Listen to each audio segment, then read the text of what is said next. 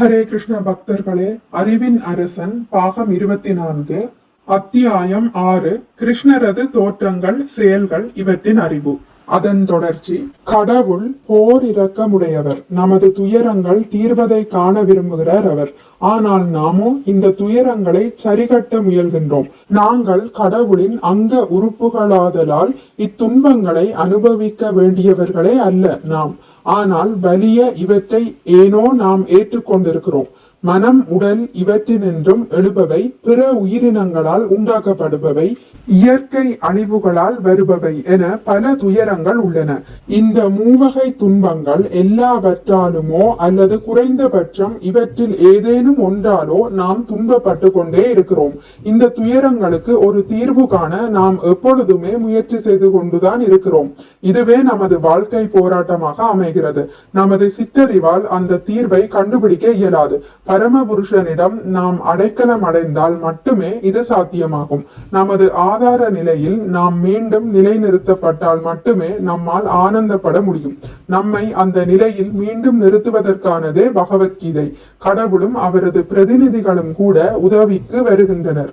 முன்பே கூறியபடி உயர் இயற்கையினின்றும் அவர்கள் ஜட உலகில் தோன்றுகின்றனர். பிறப்பு, இறப்பு, மூப்பு, பிணி இவற்றின் நியதிக்கட்டு அப்பாற்பட்டவர்கள் அவர்கள். உலகில் தாம் தோன்றுவதற்கான காரணங்களாக கீழ்கண்டவற்றை அர்ஜுனனிடம் கிருஷ்ணர் கூறுகின்றார். பரித்ராணாய சாதூனாம் விநாசாய சதுஸ்கிருதாம் தர்ம சம்ஸ்தாபனார்த்தாய சம்பவாமி யுகே யுகே. நல்லோரை காத்து தீயவரை அழித்து அறநெறிகளை மீண்டும் நிலைநிறுத்துவதற்காய் யுகந்தோறும் நான் அவதரிக்கின்றேன் என்று ஸ்ரீ கிருஷ்ணர் பகவத்கீதையில் 4.8 கூறுகிறார். தர்மம் இழிவுறும் போது தோன்றுவதாக கிருஷ்ணர் இங்கே கூறுகிறார்.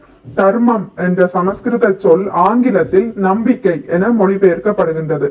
ஆனால் நம்பிக்கை என்பது கிறிஸ்துவம், இஸ்லாம், இந்து, பௌத்தம் என்ற பெயர்களில் விளங்கும் மத நம்பிக்கைகள் என்று பொருள்பட ஆகிவிட்டிருக்கின்றன. ஆனால் தர்மம் என்ற சொல்லுக்கு நம்பிக்கை எனும் சொல்லின் அதே பொருள் அல்ல.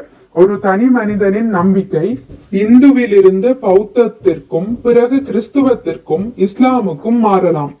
ஒரு நம்பிக்கையை ஏற்று மற்றொன்றை மறுக்கும் திறமை மக்களுக்கு உண்டு. ஆனால் தர்மத்தை மாற்ற முடியாது. தொண்டு செய்வது ஒவ்வொரு மனிதனின் இயற்கையாகும். தனக்கோ, குடும்பம், இனம், நாடு இவற்றிற்கோ அல்லது மனித குலம் முழுமைக்குமோ தொண்டு செய்வது இயற்கையே. சேவை செய்யும் இந்த குணத்தை ஜீவாத்மாவிடமிருந்து பிரிக்க முடியாது. இதுவே ஒவ்வொரு உயிர்வாளியின் தர்மமாகவும் ஆகின்றது. சேவை செய்யாமல் ஒருவனால் வாழ இயலாது. நாம் எல்லோரும் சேவை செய்து கொள்வதாலும் ஒருவருக்கொருவர் தொண்டு புரிந்து கொள்வதாலுமே உலகம் இயங்குகின்றது. நாம் கிறிஸ்துவரோ, இஸ்லாமியரோ, பௌத்தரா, இந்துவா என்பதை மறந்து பரமாத்மாவுக்கு தொண்டு புரிய வேண்டிய ஆதார தன்மை கொண்ட ஜீவாத்மாக்களே நாம் என்பதை நாம் உணர்ந்து கொள்ள வேண்டும். இந்த உணர்வு நிலையை அடையும் போது நாம் விடுதலை பெறுவோம். ஜட இயற்கை தொடர்பினால் நாம் அடைந்துள்ள தற்காலிகமான நிலை உணர்வுகளிலிருந்து சுதந்திரம் பெறுவதே விடுதலை அல்லது முக்தி. முக்தி என்பது இதற்கு மேற்பட்டதென்று அல்ல. நாம் ஜட உடல்களை உடையவர்களாக இருப்பதால் பற்பல நிலை உணர்வுகளை உடையவர்களாக இருக்கிறோம். இவ்விதமாக நாம் நம்மை மனிதன், பெற்றோர், அமெரிக்கன், கிறிஸ்துவன், ஹிந்து என்று பலவாறு எண்ணிக்கொள்கிறோம். நாம் விடுதலை பெற விரும்புவோமேயானால் இந்த நிலை உணர்வுகள் முற்றிலுமாக புறக்கணிக்கப்பட வேண்டும். எந்த சூழ்நிலையிலும் நாம் இறைவன் அல்ல. இப்போது நாம் சேவை செய்து கொண்டிருக்கிறோம். ஆனால் பெயர் நிலைகளுடன் சேவை செய்து கொண்டிருக்கிறோம்.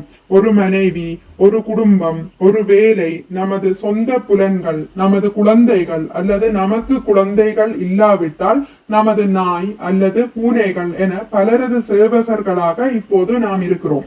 எவ்விதத்திலும் நமக்கு ஏதேனும் ஒன்று அல்லது யாரேனும் ஒருவர் இருக்கிறார் சேவை செய்வதற்கு. மனைவியோ பிள்ளைகளோ இல்லாவிட்டால் ஏதேனும் நாயையோ அல்லது பிற தாழ்ந்த மிருகம் ஒன்றையோ பிடித்து அதற்கு சேவை செய்ய வேண்டும்.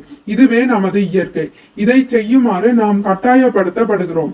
இந்த பெயர் நிலைகளினின்றும் இறுதியில் நாம் விடுதலை பெறும் போது, இறைவனுக்கு தெய்வீக தொண்டாற்ற தொடங்கும் போது நமது பக்குவ நிலையை அடைகிறோம். அதன் பிறகே நாம் நமது உண்மை அறத்தில், தர்மத்தில் நிலை பெற்றவர்கள் ஆகிறோம்.